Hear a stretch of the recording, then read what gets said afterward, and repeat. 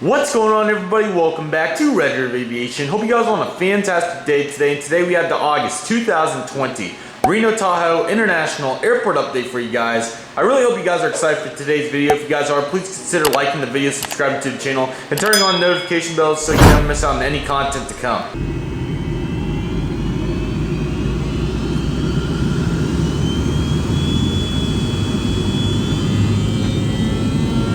If you guys can believe it, this is the 1 year anniversary for Reno Tahoe International Airport. I started this airport in August of 2019 and it's already been a whole year. I'll talk about it more towards the end, but we have an epic jam-packed update for you guys today, so let's get into it. Starting off right here on the top side, here we have the Southwest Airlines Boeing 737-800 in the Heart livery by NG Models. He's going to be heading out to Denver today after arrival from Los Angeles. I am a little ahead of you guys recording, but this video is coming out late obviously, so I do want to talk about the new NG Models August releases. Do have plans to get the Southwest 737-800 with the Canyon Blue without split scimitars. That would be fantastic for not only just rotation but Phoenix, so I'm really excited about that. So it's going to be a fantastic model to add to the collection. Migrating down here, we have the Southwest Airlines Boeing 737-700 in the heart paint scheme with the 40, I would say at least 50-55 degree angle on the horizontal stabilizers. That is quite interesting.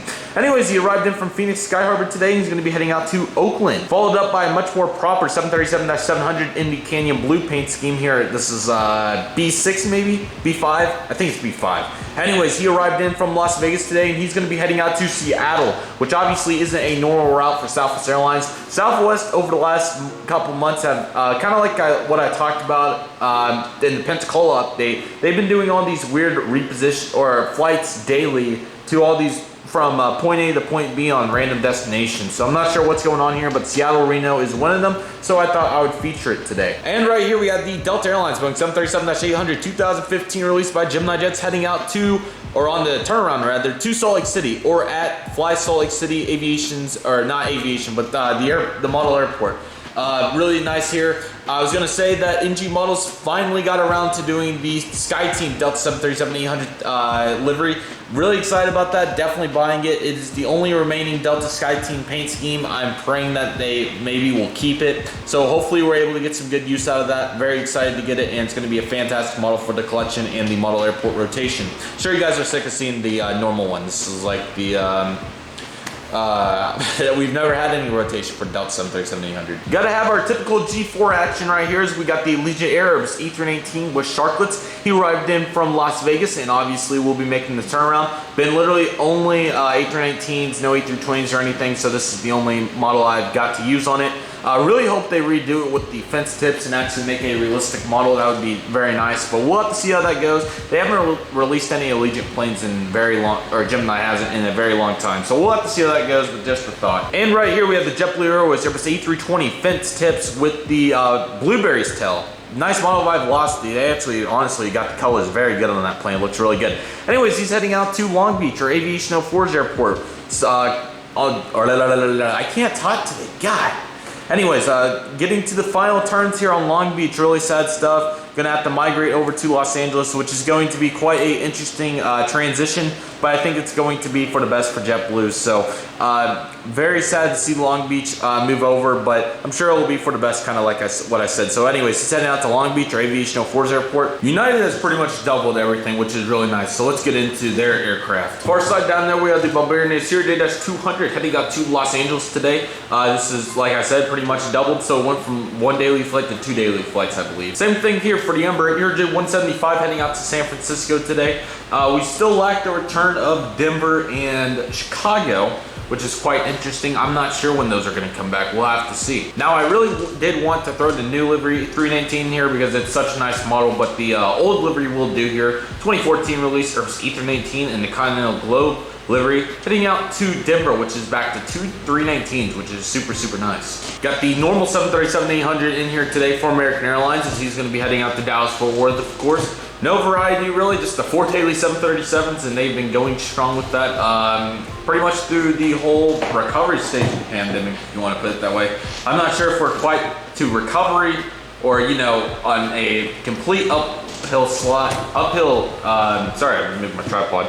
You know, like an uphill excel or whatever, but I suppose we're trying. This little guy's really became one of my favorite models right here. We had the Frontier Airlines A320 Criswell barrel with the CFM engines, pushing back for Las Vegas, which has been obviously the 320, of course. Yeah, I knew something was up because I knew I saw two Frontiers, and one actually does go to Denver, my bad. So we had the Frontier 320 heading up to Denver. Finn and Tiger Shark set to the one flying it on Friday, August 14th when I'm recording this. Then in Las Vegas was Pike the Otter. I've seen Pike the Otter at Albuquerque, so that's pretty sweet. And then we have our two classic American Airlines Airbus A319s in the IAE fence configuration, as these are what are coming to Reno right now. The first one pushing back will be heading out to Chicago today, still the one daily night flight. And then the top one is still heading out to Phoenix, which is still the two daily flights, one at like 12 and one at 7, I believe.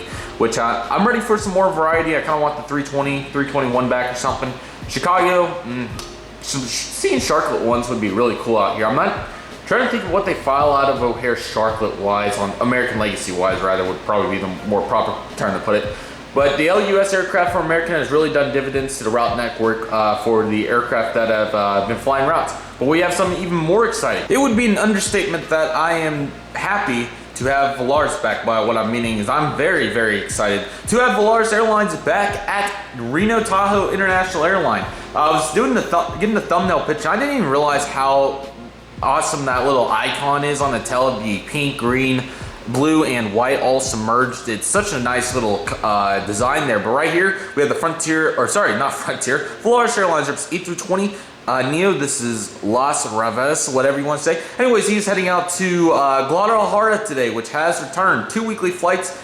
Let's see, I think Monday and Friday, because I saw one for, I thought I saw it like August 3, August 7. What was the 7th? 1 second. Okay, there was a flight on the 10th, that's why. Because 3 was a Monday, 7 was a Friday, 10 was a Monday, and then tomorrow, 14 is a Monday. So Monday and Friday, 2 weekly. Not bad for the bounce back here for Volaris. I hope the flight's doing well. Those engines are a little too big. But I'm really excited to see what the future has for me getting new Volaris planes. If you know the project, fantastic. One day, or very soon, I will reveal it. Very excited though, and it's going to be fantastic to get even more of these babies. Times being tough would be an understatement down here for Chester, as we only have one aircraft today, the Bombardier Q400. Arrived in from Seattle and is heading out to Portland. That is all we're getting here. Probably really need to pick up Meatball and have that done so I have etched the aircraft. I've been really enjoying getting all these rotation aircraft and extras so I can kind of have some room to fiddle with if something goes wrong.